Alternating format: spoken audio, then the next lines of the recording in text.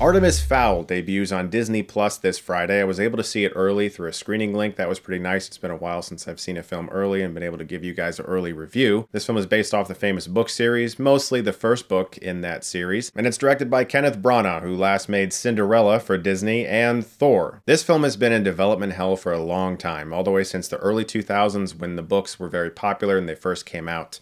This movie has been passed through many different directors' hands, many different writers, and it's finally landing on Disney Plus this weekend. A trailer for it debuted like a year and a half ago, then it was pushed back even more, and of course with the pandemic, it's now just being dumped on Disney Plus, which is interesting, because Disney has been very careful to not put a lot of their films that were supposed to come out, like Mulan or New Mutants, on Disney Plus.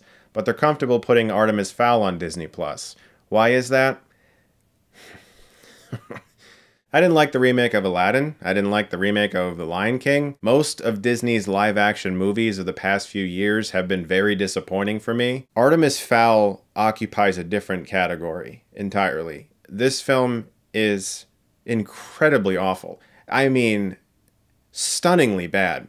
And I went back and watched the teaser trailer that debuted a year and a half ago, and I can confirm that maybe 2 or 3 shots in that teaser are actually in the movie. Whoever the woman is in the white dress, I don't remember seeing that. So much of that trailer is not in the film. It feels like they shot a trailer. They didn't actually have any of that from the movie. The young actor they chose for Artemis Fowl II, his name is Ferdia Shaw, and this is his first role. It's his first credit on IMDb ever.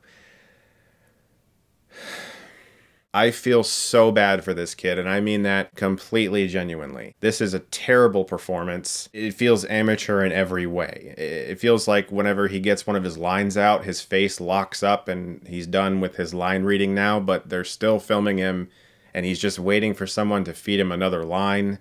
It's embarrassing.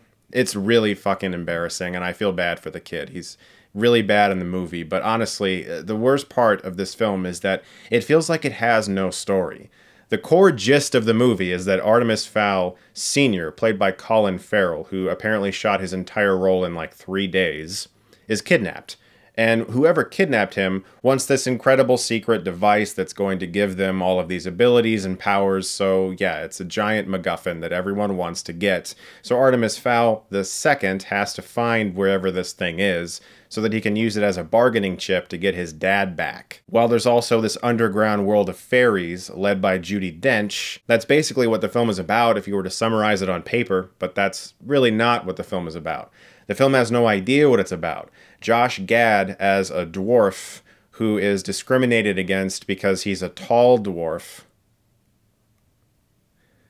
narrates almost the entire movie. He shows up and he's being imprisoned and he's talking to the camera as if he's being interrogated. And if you're going to have excessive voiceover in a movie explaining every plot detail to us, it's probably best if you don't sound like this. Artemis Fowl was a smart boy. A boy filled with intellect and smarts, and he was very clever and better than everyone. He's our hero, and he's better than you. I hope you like him. The first 6 minutes of the film is entirely exposition. I understand that movies require it. The first 6 minutes of this movie is nothing but it. And it continues so heavy-handed and in your face throughout the entire film because they have no idea how to condense this story into 94 minutes, by the way. This is super short for a debut franchise movie of a popular book series. I was about a half an hour into the movie when I realized I still didn't know what the film was trying to be, because it sets up Artemis Fowl II and his world and how he's like this smart little brat that everyone apparently is supposed to like, even though he has nothing interesting about him whatsoever and he's kind of really annoying. Then all of a sudden we're down to the Fairies world, and we're meeting troll characters that are getting stuck in these time freezes, and there's these action sequences there introducing a fairy that really wants to be the best fairy ever in the army of fairies, and Judi Dench is the old, wise fairy who's like 800 something years old. This storyline was a lot more interesting than our title character. And it was still really, really bad. I thought about this, and I think this is easily top 10 worst live-action Disney movies ever made. It might be top 5. This is barely a movie. It's barely a story. If you're a fan of these novels, you are going to probably hate this. This is more of a Spy Kids movie than it is an Artemis Fowl movie. I'm going to give Artemis Fowl an F. This is such a mystery to me. $125 million budget apparently just went to this. A movie that is directed by someone who has made good films in the past. A movie that has talented people in it.